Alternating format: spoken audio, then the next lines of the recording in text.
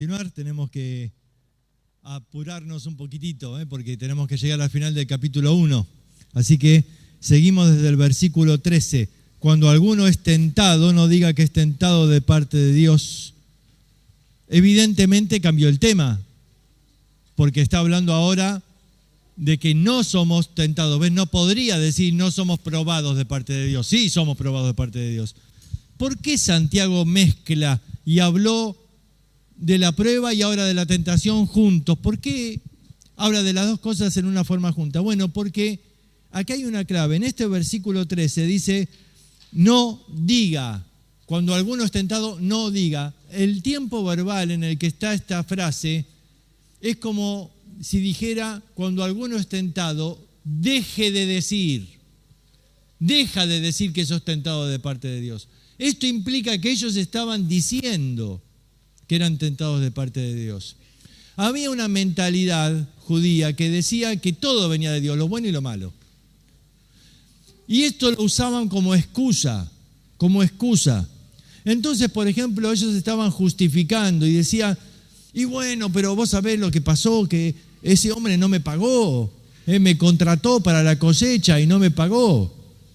Y cuando estaba saliendo, vi que se le cayó la billetera y bueno, yo fui tentado, Dios me puso en esa situación, pero después de todo, el otro era un miserable, se lo merecía, así que yo me quedé con la plata. Y de esa manera se justificaban. Entonces Santiago le dice, pará, dejá de decir que sos tentado de parte de Dios, porque Dios no tienta a nadie. La tentación no viene de Dios, y entonces tiene que explicar, entonces, ¿qué es esto de la tentación? Entonces Santiago va a comenzar su explicación del proceso de la tentación. Y dice en el versículo 14, sino que cada uno es tentado cuando de su propia concupiscencia es atraído y seducido. Cada versículo Santiago va a usar una figura de la naturaleza para tratar de ser muy claro en la explicación. Aquí él va a utilizar la figura de la caza y de la pesca.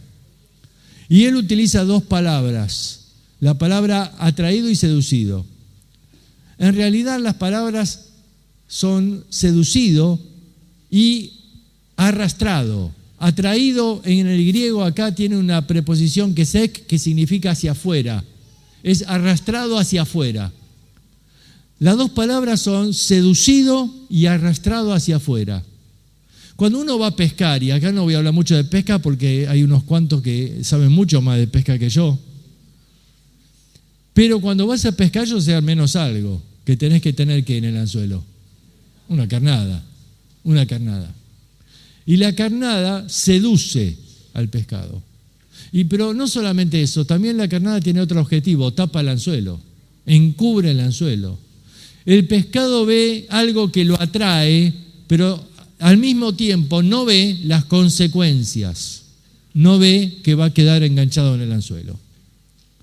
Está seducido. Cuando uno es seducido en la tentación, no ve las consecuencias. La seducción te envuelve a tal punto que a veces perdés conciencia de todo lo demás. Perdés conciencia hasta de la misma presencia de Dios. Estás seducido, no ves otra cosa. No ves el anzuelo que está dentro. Y una vez que mordés ahí comienza una lucha. ¿Vieron cuando atrapás ahí el dorado y empiezan los saltos, ¿no? Empieza una lucha. ¿Y el pescador qué hace? Lo tiene que arrastrar fuera del agua. Ahora yo quiero decirte algo. El agua, la voluntad de Dios es que el pescado viva ¿en dónde? En el agua. Si no lo hubiera hecho distinto. Y el pescador lo quiere arrastrar afuera de la voluntad de Dios, afuera del agua. Bueno, el creyente va a ser feliz en la voluntad de Dios. Y en la tentación Satanás te quiere arrastrar fuera de la voluntad de Dios para tu vida. Él pone cosas que te seducen. Y una vez que te tiene atrapado, te quiere arrastrar fuera de la voluntad de Dios. Y a veces hay creyentes que me dicen, yo estoy en la lucha. ¿Sabes por qué estás en la lucha? Porque ya mordiste el anzuelo. Y estás luchando. Sentís que hay algo que te está arrastrando afuera. La verdad es que podrías haber evitado esto. No necesitas estar en la lucha. Jesús no estuvo en la lucha. Él rechazó la tentación. La tentación no es pecado, porque Jesús fue tentado y él nunca pecó. Pero cuando uno cede a la tentación, está ahí, ya mordió, ahí comienza la lucha. Y Satanás te quiere arrastrar fuera de la voluntad de Dios. ¿Por qué? Porque él quiere que no disfrutes de la voluntad de Dios, que no seas un creyente gozoso en la vida cristiana, porque de esa manera arruina tu testimonio, porque de esa manera no puedes predicarle a nadie de Cristo. Él quiere silenciar tus labios, haciéndote caer en el pecado.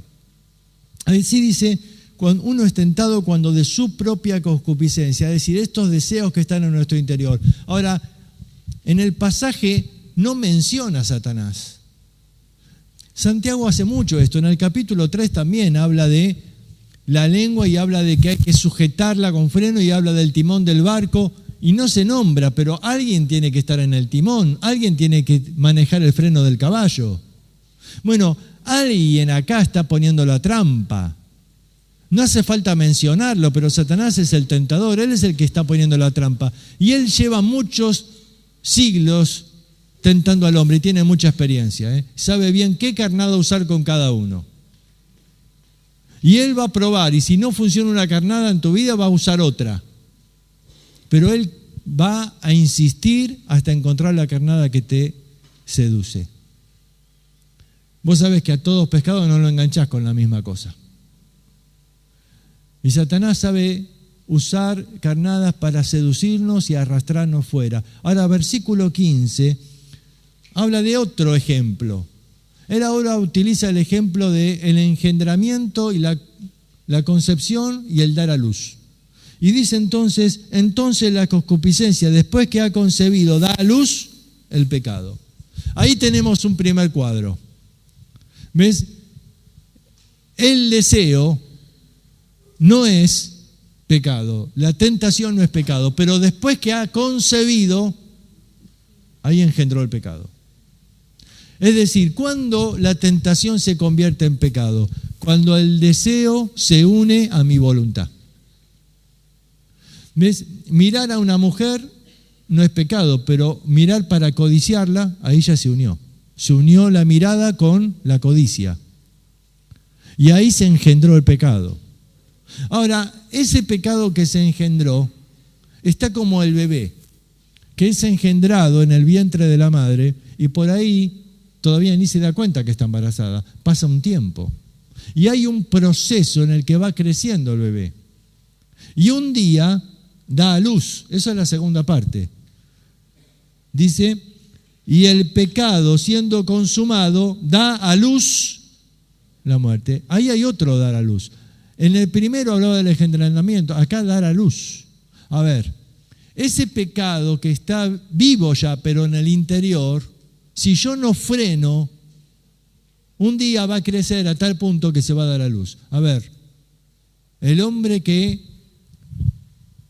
codició la mujer del prójimo, ya pecó, dice Jesús, ya adulteraste en el corazón. Sí, pero todavía es en el corazón. Claro que es pecado igual y debo confesarlo. Pero si no freno, ese pecado va a ir creciendo en mí y un día se va a dar a luz. Y un día va a practicarse lo que ya estaba en el corazón. Por eso el concepto acá que Santiago describe es como que tengo que abortar en algún momento. Tengo que abortar, es decir, tengo que frenar este proceso. Lo ideal es frenar en la primera etapa, como hizo Jesús. ¿Vieron? Vino el tentador y el tentador siempre ofrece lo mismo, satisfacción, pero fuera de la voluntad de Dios.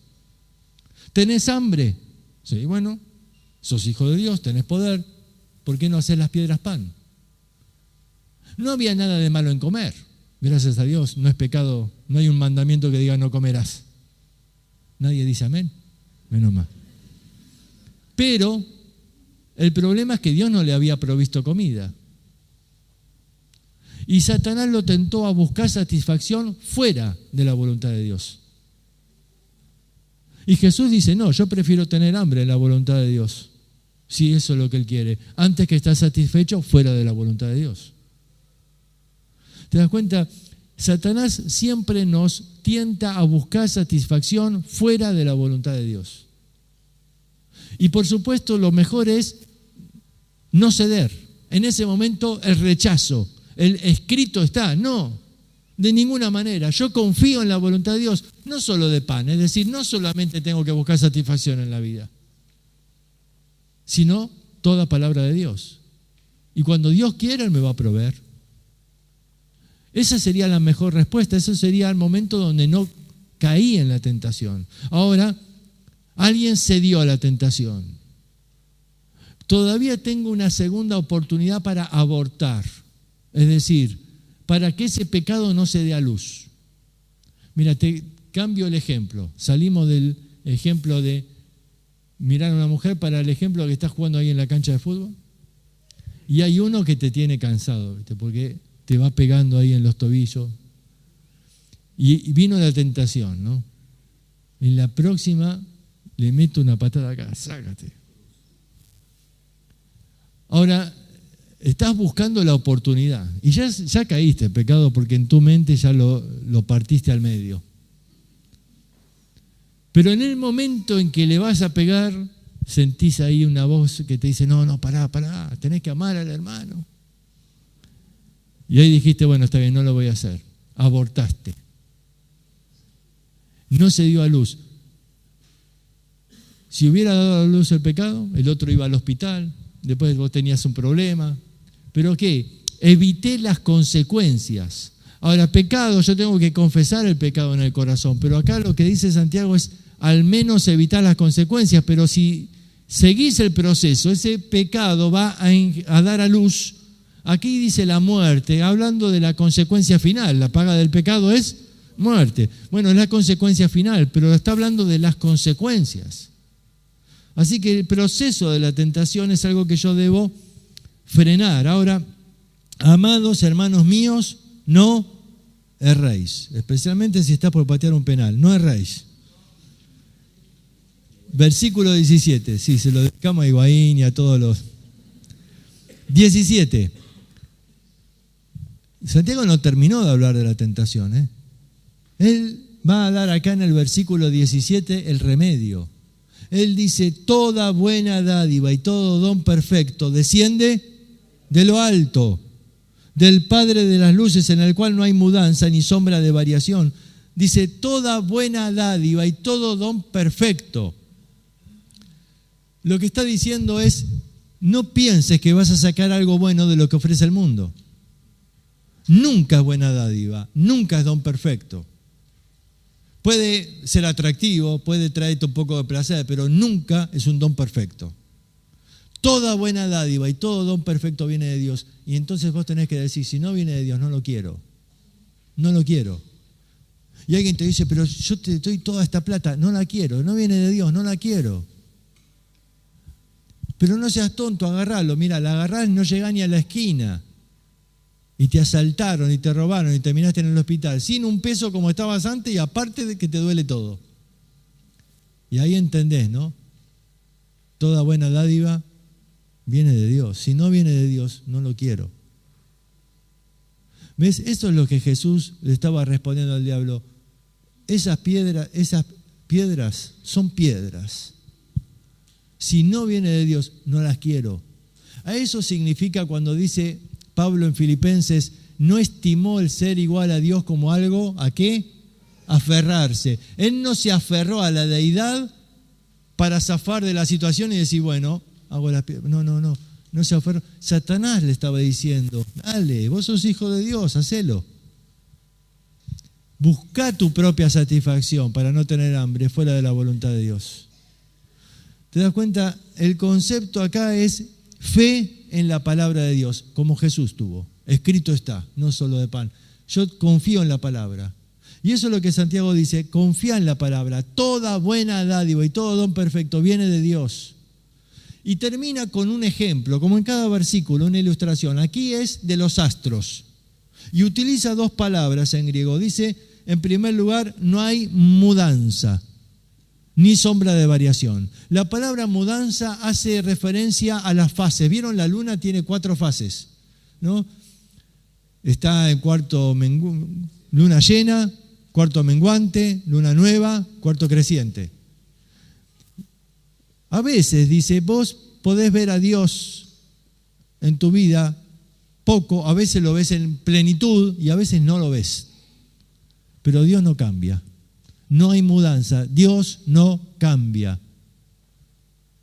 No dejó de ser bueno Dios porque ahora estás enfermo. No dejó de ser bueno. No dejó de amarte. Dios no cambia. A mí a veces me llama la atención cuando alguien comparte y le fue muy, muy bien, ¿no? Y dice, y Dios fue muy bueno. Y yo le pregunto, ¿y si no te hubiera ido bien? ¿Dios no hubiera sido bueno igual? Qué bueno que fue Dios, mirá lo que nos dio. ¿Y si no te lo hubiera dado? Dios sigue siendo bueno igual. Él no cambia, no cambia. Tenemos que aprender a no medir la bondad de Dios por las bendiciones que tenemos. Porque aun cuando estas no vienen, Dios sigue siendo el mismo Dios amoroso y bueno que no nos da, quizás porque en su propósito Él está viendo que no va a ser bueno que lo tengamos. Por eso dice, aprendí a confiar en ese Dios que no cambia. Y después dice, ni sombra. La palabra sombra es eclipse. Vieron, a veces la luna oculta al sol. Está eclipsado, pero acá dice, Dios no puede ser eclipsado. A veces los problemas no nos dejan ver a Dios. A veces los problemas nos tapan a Dios. Y entonces uno dice, no, pero está muy lindo todo lo que decís, pero la verdad es que yo tengo este problema, la verdad es que me sacaron de Jerusalén, vine a esta tierra, no conozco a nadie, me dan trabajo, no me pagan, ¿qué hago? Escúchame, Dios no puede ser eclipsado por los problemas. Aprende a ver que Dios está ahí, donde siempre estuvo y donde siempre va a estar. Porque Dios es el mismo, no cambia. Tenés que confiar en ese Dios. No dejes de confiar en Él, porque ahí es cuando la tentación gana fuerza. Hermanos, no te equivoques, dice. No erréis, no te equivoques pensando que podés sacar algo bueno del mundo. Si no viene de Dios, no lo quieras. Rechazalo. Ahí está ese muchacho soltero y viene esa chica que aparece. ¿Viene de Dios? Ahí está esa chica sufriendo un problema ahí emocional y viene justo esa persona. No, ¿viene de Dios? Si no viene de Dios, no lo quiero. No hay lucha, no hay ahí un debate a ver si puedes. No. Cuando uno da lugar, la tentación cobra fuerza.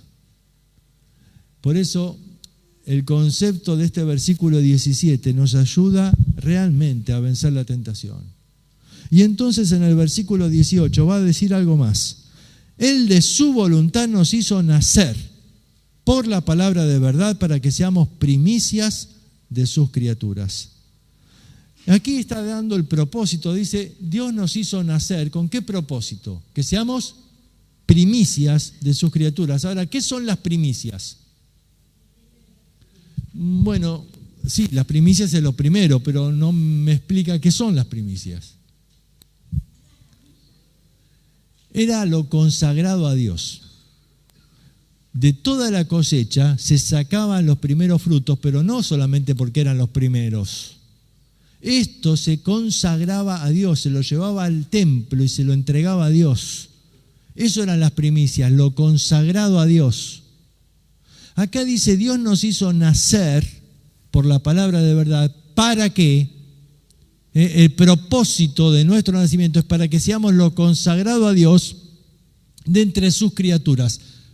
Todos los seres humanos son criaturas de Dios, pero nosotros nacimos por la palabra de Dios para ser lo consagrado a Dios en este mundo.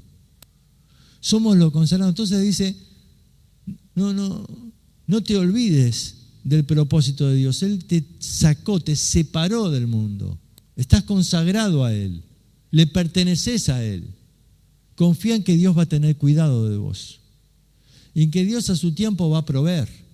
No busques satisfacción fuera de la voluntad de Dios. Busca satisfacción en la voluntad de Dios. Sigue ahora versículo 19. Por esto, mis amados hermanos, todo hombre sea pronto para oír, tardo para hablar, tardo para irarse, porque la ira del hombre no obra la justicia de Dios. Por esto, mis amados hermanos, todo hombre. Hubo mucha discusión en estos creyentes. Uno puede ver que había muchas peleas, que usaban la lengua para... Bueno, ustedes si leyeron capítulo 3 de Santiago se van a dar cuenta del problema de la lengua, ¿no? Y que había muchos juicios de uno con otros. Y en el capítulo 4 dice que se echaban la culpa y se acusaban. Quizás acá uno podía echar la culpa a otro y decir, vos fuiste el que nos trajo a este trabajo y mirá, no nos pagaron, ¿y ahora qué hacemos? Y dice, se estaban echando la culpa. Había muchos que estaban enojados por esta situación.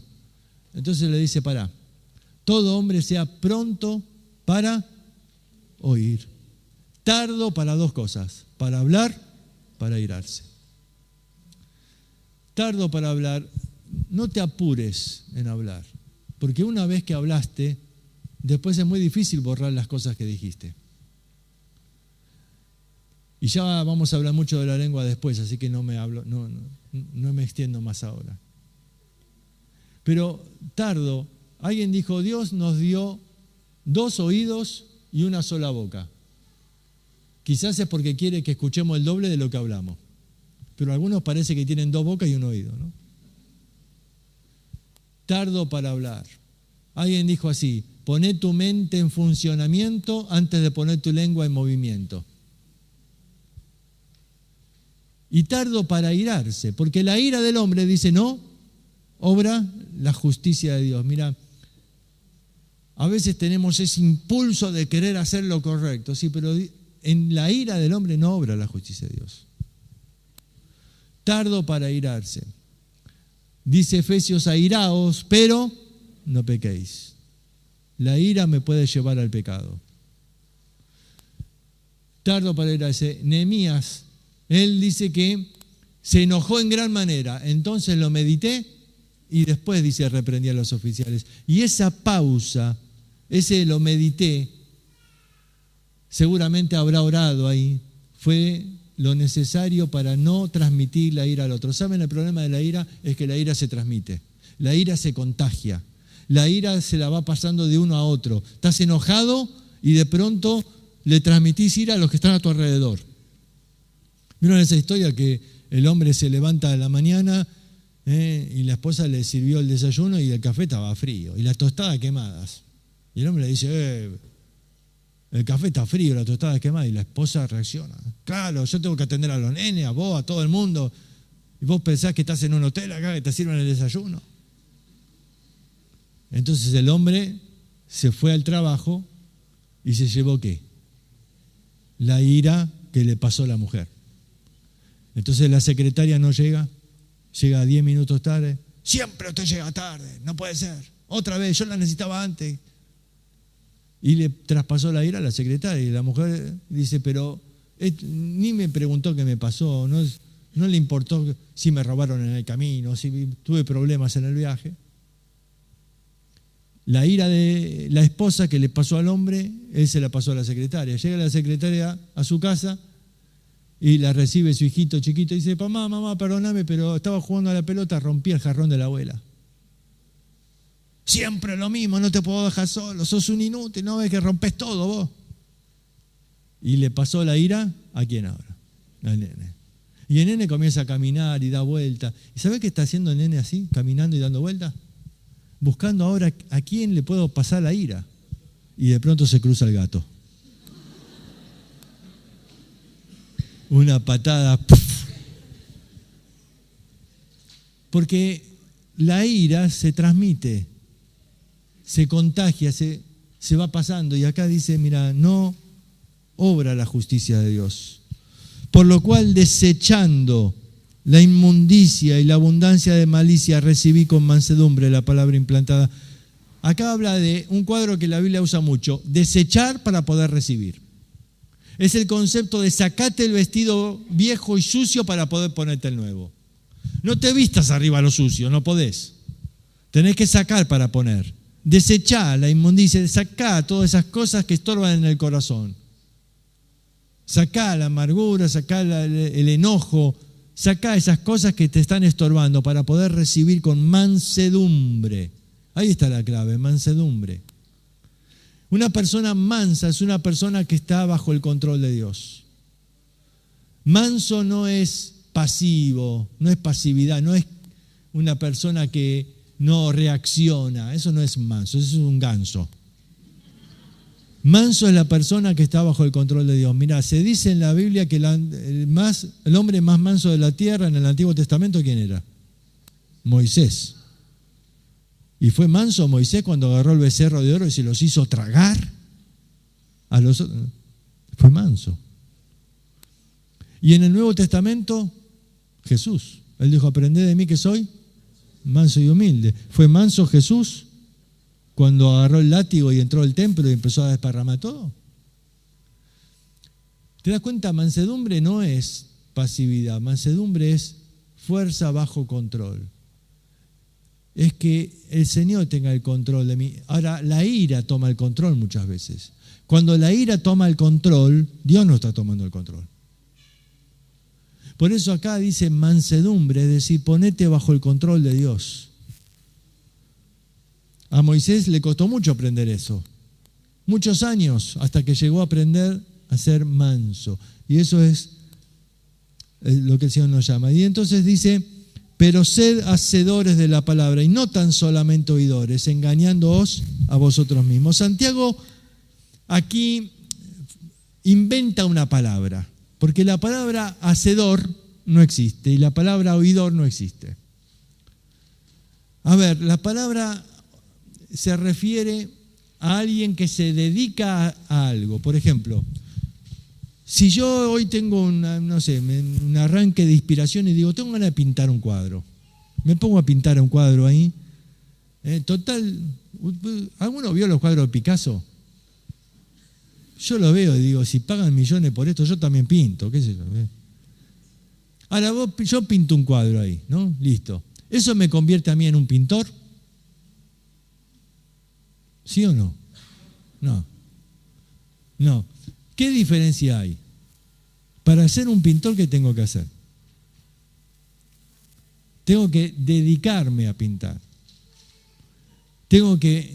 Ese debe ser mi oficio. Cuando acá habla de ser oidor, está hablando de personas que se dedican a oír.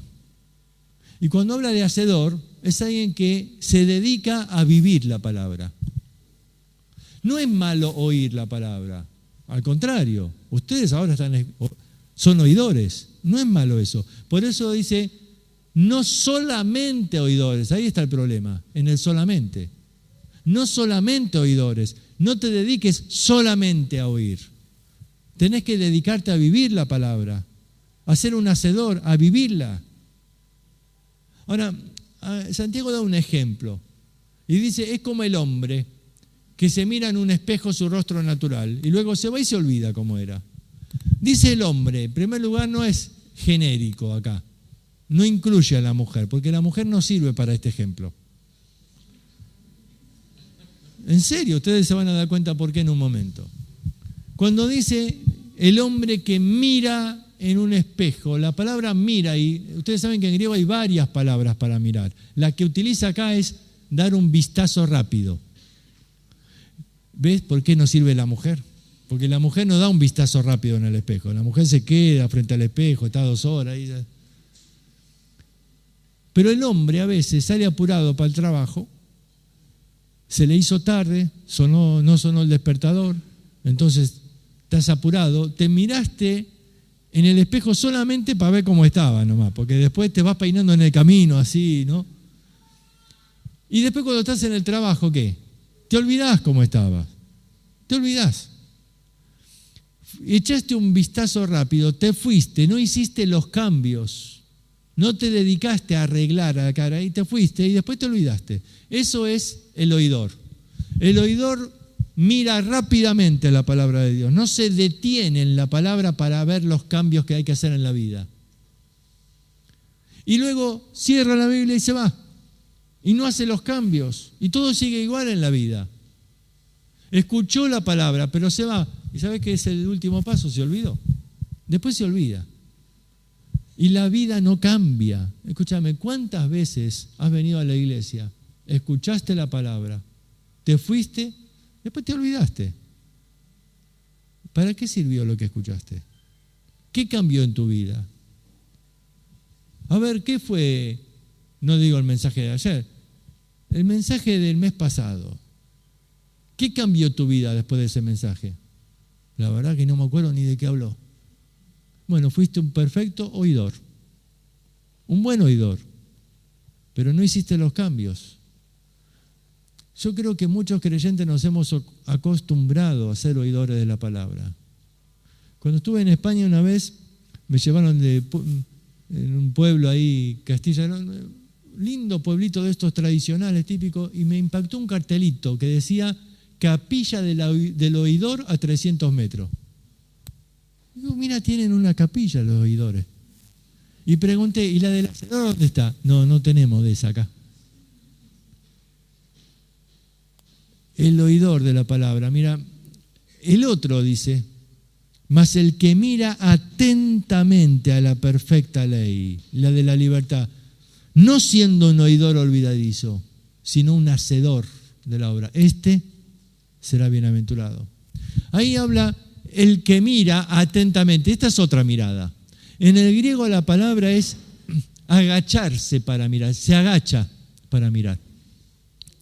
En aquel tiempo los espejos se solían colocar sobre la mesa y la mesa no tenía patas, era baja, a 15 centímetros del piso más o menos, porque comían sentados en el piso. Había que agacharse para mirar, pero esto habla de una actitud frente a la palabra. Porque, ¿vieron en el Antiguo Testamento la frase duros de cerviz? ¿Sabe qué significa? Que no inclinan el cuello, no se someten, no tienen esa actitud de sumisión. El siervo cuando viene ante el amo se humilla. Esta persona se agacha para ver la palabra, se humilla ante la palabra, está dispuesto a vivir la palabra. Y dice, y persevera en ella. Es decir, no se va rápido. Persevera, hace los cambios, se queda frente al espejo hasta arreglar, hasta hacer los cambios en la vida. Este será bienaventurado en lo que hace. ¿Ves? La bienaventuranza viene por vivir la palabra, no por oír la palabra. En Juan capítulo 13, Jesús le dice a los discípulos, después de lavarle los pies, si sabéis estas cosas, bienaventurados seréis si las hiciereis. Si sabéis es muy bueno, pero no te alcanza para ser bienaventurado. Cuando lo vivo, recién ahí soy bienaventurado. Necesito tener el hábito, después de escuchar la palabra de Dios, de detenerme unos minutos para ver qué voy a aplicar a mi vida, qué cambio voy a hacer. Porque si no, me voy a recibir de oidor y no de hacedor. Ahora, aquí Santiago va a terminar ya este capítulo, estamos ya casi sobre la hora, y él va a decir, más el que mira atentamente, dijimos, versículo 26, si alguno se cree religioso entre vosotros y no refrena su lengua, sino que engaña su corazón, la religión del tal es vana. La religión pura y sin mácula delante de Dios el Padre es esta, visitar a los huérfanos y a las viudas en sus tribulaciones y guardarse sin mancha del mundo. Estos creyentes estaban acostumbrados a la religiosidad. Ellos habían crecido en ese ambiente que ayer hablábamos, de los fariseos. Ellos estaban acostumbrados a esta religiosidad en apariencia. Y dice, si alguno se cree religioso, se muestra, se engaña a sí mismo. 2 veces repite la palabra engaña. Aquí y antes había dicho, engañándoos a vosotros mismos. La palabra engañar ahí en el griego es paralogismo. Logismo es la palabra de donde viene nuestra palabra lógica. Es un argumento, argumentos lógicos. Para es colocar al lado, coloco al lado argumentos que van explicando, y bueno, pero tenemos argumentos para todo. Desde Adán y Eva ya, ¿te acordás cuando le dice a Adán, ¿qué hiciste? Y la mujer que me diste, ¿qué querés? Siempre le echamos la culpa a la mujer. ¿Y la esposa? Y la serpiente me engañó, yo no tengo la culpa. Siempre hay alguien que tiene la culpa. Argumentos para todo. Encontramos argumentos que justifican nuestra falta de fidelidad, el por qué ofrendamos poco, el por qué no hacemos esto, por qué siempre. Y dice, esos argumentos lo único que logran es engañarte a vos mismo. Lo único que logran es convencer a tu propia conciencia para que no te acuse. Dice, basta, dice, no te engañes a vos mismo. La verdadera religión no consiste en apariencia, como la de los fariseos. No. Consiste en cosas prácticas, en vivir la vida cristiana. Y entonces Santiago usa 3 ejemplos. Sujeta su lengua. En segundo lugar, es sensible a los necesitados. Y en tercer lugar, es santo en el mundo. Sujeta su lengua, ya vamos a hablar, dijimos de la lengua. Segundo lugar, es sensible, visita a los huérfanos. No hay cristianismo que no sea sensible a la necesidad de otros. Juan dice, si vos decís que amás a Dios, ¿cómo podés decir que no amás a tu hermano? Y si amás a tu hermano, ¿por qué no lo visitás, no lo ayudás, no estás preocupado por sus necesidades? La vida cristiana no es simplemente venir a la iglesia, es ser sensible a la necesidad de tu hermano. Y en tercer lugar, es santo en el mundo, se guarda sin mancha. Aquí coloca al mundo como esta fuente de contaminación, pero el verdadero Hijo de Dios se guarda sin mancha. Porque es la manera en que va a mostrar la diferencia. Me acuerdo que un hermano contaba la ilustración de que había ido a visitar una mina de carbón, de esto donde, del carbón natural, no del que se fabrica en los hornos ahí. Y claro, todo por supuesto estaba negro. Pero él vio en la entrada una flor blanca y le impactó. Dice, ¿cómo puede esta flor estar blanca? Y el guía le decía, lo que pasa es que la naturaleza le ha provisto de una resina en sus pétalos para que todas las partículas de carbón que caen ahí resbalen. Porque si no, no atrae a los insectos y no se logra esto de la polinización y toda esa cosa. Me llama la atención como dice la naturaleza, ¿no? Como que Dios le dio toda esa resina. Pero este hombre decía, qué cuadro de un creyente, ¿no? Que debiéramos estar así, guardarnos sin mancha, decir que las cosas de este mundo no se adhieran a nuestra vida, que nos resbalen. ¿Por qué? Porque si nos manchan, no atraemos a los insectos, a los inconversos que vengan a Cristo. Para atraerles tenés que estar sin mancha en el mundo. Ahora, el mundo se empecina en querer ensuciarnos, porque les molesta que seamos diferentes. Pero acá dice, el verdadero, el piadoso, el que quiere agradar a Dios, se guarda sin mancha del mundo. ¿Ves? Estos creyentes quizás estaban confundiendo la vida cristiana con esa de los fariseos que ellos habían visto. No, dice, la vida cristiana no es así, no es apariencia. No pongas argumentos, no pongas ahí aplicaciones de cosas, tenés que buscar realmente cambiar frente al espejo de la palabra de Dios. Y saben, a ver, Santiago, vamos a vernos en el espejo. Yo estoy seguro que algunas cosas que vas a ver en el espejo no te van a gustar. Cuando lleguemos al capítulo 4, yo vi muchas cosas ahí que no me gustaron nada. Pero ¿qué va a ser? Es lo que hay. A veces miro en el espejo la cara y digo, ay, Señor. Y bueno, pero es lo que hay. Pero por la gracia de Dios, nosotros tenemos la posibilidad de cambiar lo que vemos en el espejo. La cara no, esa la tenés que así como está, ¿qué va a hacer?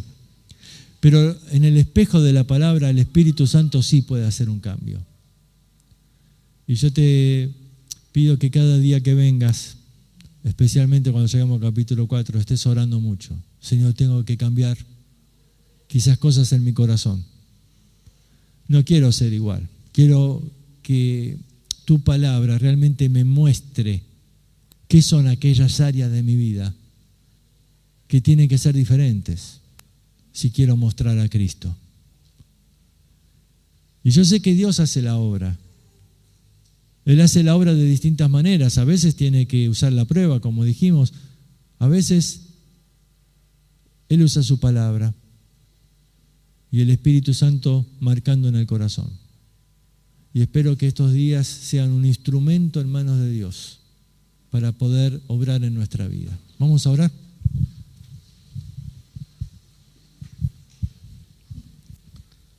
Señor, queremos agradecerte por tu palabra y pedirte que el Espíritu Santo siga trabajando en nuestra vida. Que cada día nos podamos ver en el espejo, Señor, y que más allá de lo que veamos, podamos tener esa disposición del corazón para que tú hagas los cambios que haya que hacer. Porque es nuestro deseo, Señor, ser como Cristo. Por eso, Señor, pedimos que tú nos ayudes a examinarnos con humildad, con mansedumbre, para estar dispuestos a los cambios que haya que hacer. Te lo rogamos todo en el nombre de Cristo Jesús. Amén.